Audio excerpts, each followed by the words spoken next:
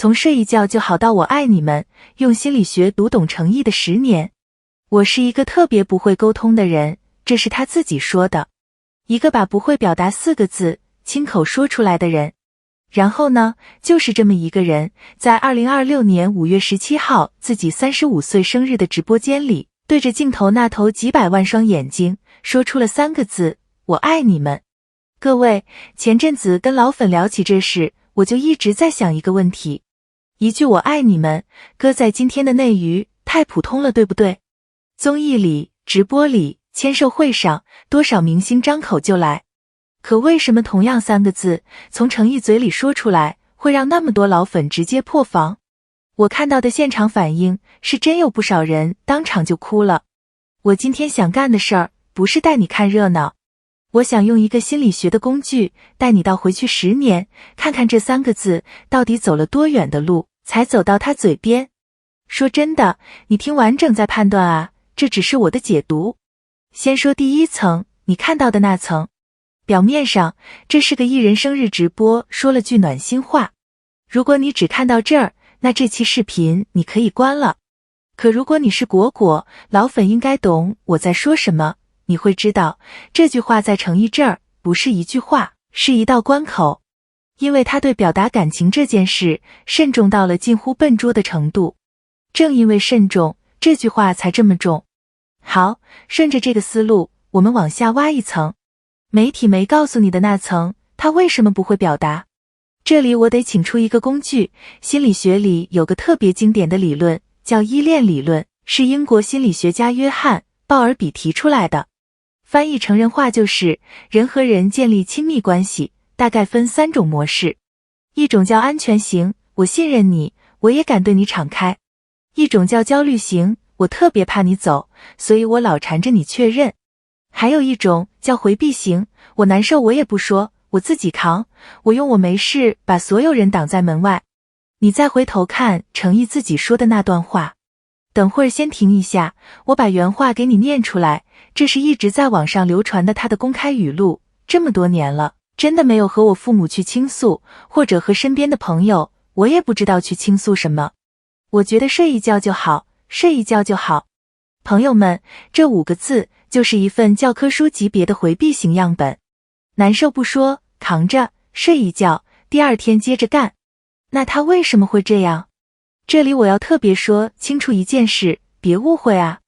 2016年，等等，我查一下，青云志是2016年播的对吧？对，2016年暑期，那段时间他承受了很多本不该一个年轻演员去承受的声音。我不展开讲那些，翻他们没有意义。我只想说一句，一个人在最该被善待的时候，被泼了太多冷水，他学会把自己包起来，这不是性格缺陷，这是人在受伤之后的本能保护。换谁站在那个位置，可能都得给自己砌一堵墙。所以不会沟通这4个字，你别读成高冷，更别读成不近人情。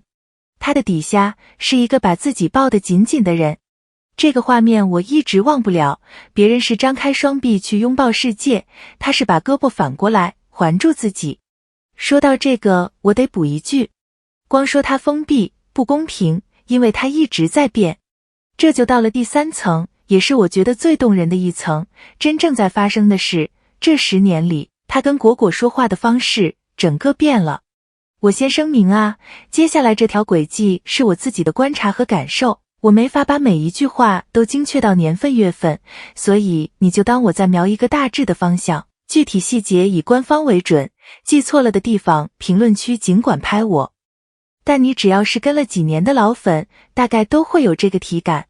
最早那几年，他对粉丝说的话，给人的感觉是客气、得体，但隔着一层，就是那种对陌生善意的标准回应，礼貌，可是疏远，像隔着一层玻璃。再往后，果果们这个专属称呼慢慢叫开了。你注意到没有，给一群人起一个只属于你们之间的名字，这本身就是个信号，他开始把这群人从泛泛的大家里单独拎出来了。玻璃裂了一道缝。再后来，那种反过来安慰你的话越来越多了。一个习惯说我没事的人，开始默认对方会担心他，甚至开始主动去安抚对方，别担心我。你品，你细品。这在依恋关系里是个特别大的跨越。火候到这儿其实就差最后一把了。然后就是2026这个生日。我爱你们。你把这条线连起来感受一下，从一句客客气气的谢谢，到一个专属的昵称，再到反过来安慰你，最后到我爱你们。这条曲线慢得让人心疼，但是稳。慢工出细活，这句话用在他身上，我觉得一点都不夸张。我刚才说心疼，这话说的有点重了哈，我换个说法，是踏实。这种一步一个脚印往前挪的踏实，比那种张口就来的宝贝们我爱你要珍贵太多。因为他每往前一步，都是真的把墙拆掉了一块。好，回到正题，我们挖到最后一层，这一切到底意味着什么？这里就要说到那份礼物了。跟老粉聊起这个，大家都绷不住。2026生日，诚意给抽中的幸运粉丝准备了一份隐藏礼物。不是定制周边，不是流水线上买来的精致玩意儿，是他亲手拍的风景拍立的，就是他自己走过的那些路，那些景，他拍下来，然后在照片背面亲手画了个 wink 的笑脸，装进信封，寄出去。你想想看，这是个什么动作？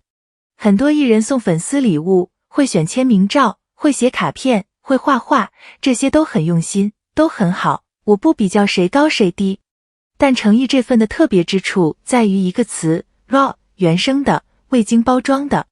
他给出去的不是明星诚意的一个产品，是那个会一个人走在路上，会停下来拍张照的诚意的一片真实生活。把这个和那句我爱你们放一块看，你会发现他们其实是同一件事的两种说法。一个回避型的人最大的恐惧是什么？是把私密的、柔软的自己交出去，然后受伤。而他现在敢把自己走过的路拍下来送给你，敢当着所有人的面说我爱你们，这意味着他不再怕了。这就是依恋理论里说的，从回避走向了安全。他找到了正确的路。说到这儿，我得坦白一件事，做这期之前，其实是很多年前了，我也曾经误会过他。那会儿我也觉得这个演员怎么这么端着，采访里话不多，不太会撩粉，显得有点距离感。我那时候把他的沉默读成了高冷。做完这期我才明白，我读错了。那不是高冷，那是一个受过伤的人小心翼翼伸出来又缩回去的手。我误会过他，所以我特别能理解，如果你也曾经这么想过，没关系，很多人都是后来才懂的。所以最后，我想把开头那个画面再放一遍，那个总是把自己抱得紧紧的人。10年过去，他终于把胳膊张开了。但你发现没有，他张开手，不是为了去拥抱全世界，是为了回过身，抱住那群在原地等了他整整10年的人。我留一个问题给各位，我自己到现在也没想明白，到底是果果们这10年的不离不弃治愈了他，还是他自己终于熬过了那段日子，允许了自己被治愈？这事儿你怎么看？评论区告诉我。这种坚持值得被看见。今天这期就到这。